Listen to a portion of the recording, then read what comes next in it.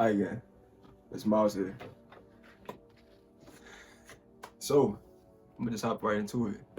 This is why you need to document your life right now, like today. I've been thinking about what I want in life, and one thing I could say is that I want to have an exceptional life, and I want to leave behind a legacy. And I had to ask myself who I wanted to leave my legacy behind for. And I thought about it, and it was for my kids. And I thought, not just for my kids, but for my grandkids, their kids, those kids, and so on. So I was thinking, how can I leave a legacy to where they can see my entire life, see the man that I am, the man that I grew into, the man I was, the impact that I was able to have on people. And I thought about it, and the answer was simple: that camera that you're watching it from. And that's exactly why you need to get a camera too, because I don't think people understand how crazy we are, like how crazy of a time we are in. We are in the first point in human history where the years down the line, generations down the line, our descendants will be able to look back to us. Go on YouTube, search our name up, and see it, and they can see the type of person that we were, because you've been able to document your entire life, to show them your entire journey, show them your philosophy on life, show them your relationships with other people, what you thought, your worldviews, why you held your beliefs, and if your beliefs changed, the amount of impact you was able to have, how you even looked. You know, they would be able to see all of those things, and that is very important, at least to me, especially because this 50% of my identity I don't know about. I'm Afro-Panamanian, and I've never been to Panama. Don't even know the language. Can't get past Muy Delicioso to save my life, right?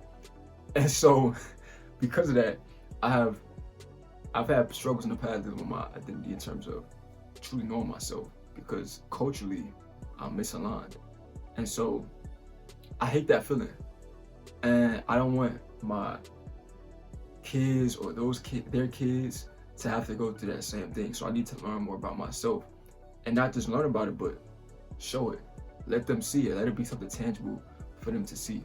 And that's exactly why you need to do the same thing. You may not know it, right? You watching this, but you have 100,000 people waiting to hear your thoughts on the world, waiting to see who you are.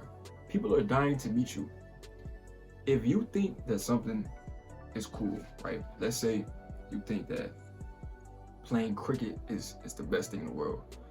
Chances are you're not the only person that thinks that. Let's say you're the person that thinks anime is the best thing in the world. And believe me, we know you're not the only one who thinks that.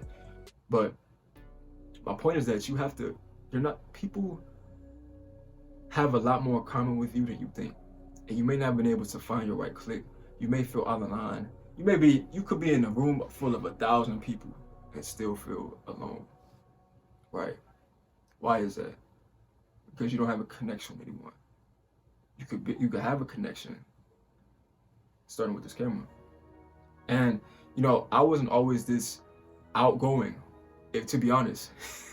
I was never always outgoing, never always this comfortable behind a camera. And I'll tell you some things that I did to help myself, and that maybe that you can incorporate to help you. So, rule number one, first thing you need to do: video journals. Okay. Now, what is a video journal? Essentially, it's anything that you will write on paper, vocalizing it in front of a camera. Now, why is it so helpful? Because you get used to hearing your own self-talk. You get used to hearing your thoughts and being able to articulate them in front of a camera. And not only that, but you get so comfortable in front of a camera. The more you do it, you just do it every day, day in, day out, day in, day out, day in, day out, that when you turn on the camera to start documenting your life, you'll be so comfortable with yourself. You'll start to pick up on any habits that you have. You may say after a few sentences. You may have some certain gestures that you do that you don't like. You'll be able to pick up on all those things because you've practiced it so much from just journaling. And with the journal, you don't have to do anything extravagant. It doesn't have to be a 10-minute video. It can literally be a 30-second, hey, this is what I did today. This is what I didn't like. This is what I didn't like today. That's it. That's all you have to do. And then slowly but surely, you're going to want to do a lot more because you're going to be so much more comfortable in front of the camera. And you're going to start enjoying hearing yourself think, enjoying hearing yourself reflect. And it's going to transfer over into the content that you produce. So I would say one thing that you need to do is you need to journal. That helps us so much. That helps a lot. If you're, if you want to, and I saw someone on YouTube say this, I wish I could give them credit. I forgot who, but you don't even have to post your first video, right? Record it and then just throw it away, right? Then record it again and then give it to somebody. Seek feedback from your friends or family, right? Or maybe you don't want their opinion, so maybe you just hide it for yourself. But at least you recorded it. Pat yourself in the back, right? Because that's one step. I don't think you understand. Like, there are so many people in this world who never get the opportunity to live the life that they want. They will never be able to live, but everyone will die. There's a reason why that saying exists, right? Everybody dies, but not everybody lives. Because I'm sure that you're probably, when you go and walk into a room full of people, everyone in that room wants to, at least some people in that room, may want to have the confidence just to show themselves to the world, right? But they never do it. You pulling that trigger is, you making that video is already monumentally steps ahead of everybody else, because you're taking that step forward. You're getting outside your comfort zone. And it's only in that comfort zone that you grow. You're in your butterfly stage. Really the butterfly effect, what I call it, the cocoon stage. You gotta get in that comfortable waters to grow. That's the only way you're gonna be able to know. That's the only way you're gonna be able to really see how beautiful life can get on the other side of it. And you can have fun. You can have fun with it too. Enjoy. If you like playing cards, show that. If you like playing lacrosse, which I do, show that. If you like meditating, show that. Going out in nature, show it. If you like talking about parlays, show how you do parlays. There's something that the world can learn from you, and I don't think you have that confidence yet. I don't think you have that self-awareness to even know that about yourself. But you have something that people want, so you just have to learn it. You just have to reveal it to yourself. And I had to reveal it to myself. It took me years to reveal it to myself. Being alone and being isolated. 2023 was a tough year for me. And it was through that self-reflection with the isolation that I was able to grow and love myself.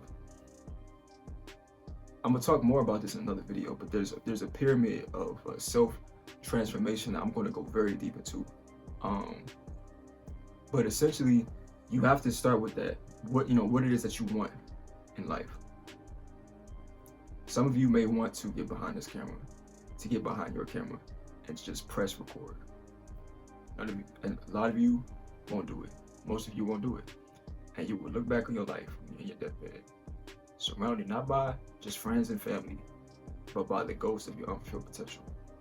And they will be looking at you with pity and sorrow, because you could have been what they will be looking at you with so much pain because of what you could have been. And I don't want to live that life of what could have been. We only have one life, man. You got one life. Just go for it. Just go for it. This is your sign of just go for it. Just document the small things, Don't expect anything out of it. Just do it because you want to prove to yourself that you've been thinking about doing it. Just take the step, man. Just take the action, because it's literally now or never. And there's a quote that I'm ended off with that I heard. It was, procrastination is the arrogant thought that that God gives you a second chance twice. Something along those lines. After I heard that, I was like, dang, I sat back and I thought about that, right? And you may not get that second chance. So when you do get that chance, I'm talking to you, when you do get that chance, you do hear that voice telling you to just go for it. Pray on it if you have to. Take a step back. Think about what's caused you to have that fear. And just go for it. Shoot for the moon and for the stars, because the world really is yours. You can make it what you want it to be.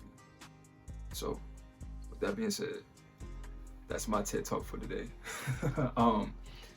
Like, comment, subscribe. Like, comment, subscribe for more. Let me know what you think down below. Like I always say, man, yeah, seize the day because you need to. There's a lot more that the world wants to see from you. So go out there and get it, man.